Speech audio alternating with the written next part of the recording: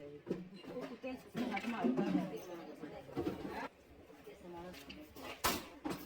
खोलना, मदद मना की नहीं खोलना। बाद में बोला खोल दो, बाद में खोला क्या बोला रहा है? कोई रास्ते से गुजरा बिना मतलब के गाली दे। एक दिन मर गए, आप ज्यादा पढ़ लिख लिए हो, कुछ ऐसा करना कि गाँव के लोग कहें कि इसके पिता ने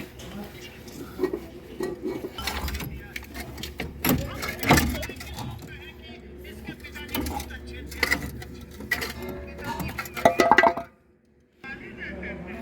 ये तो इतना भी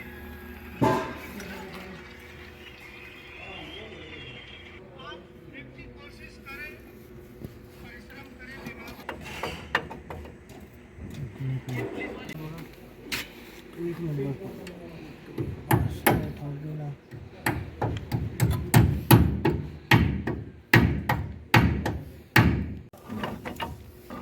पार्टी खानी हो गड्डी ले आओगे पार्टी मुझे बोलो इस बार ये भी देते हाँ वो भी कहते हैं हम जाओ समान साहब एक साइड से बोल दे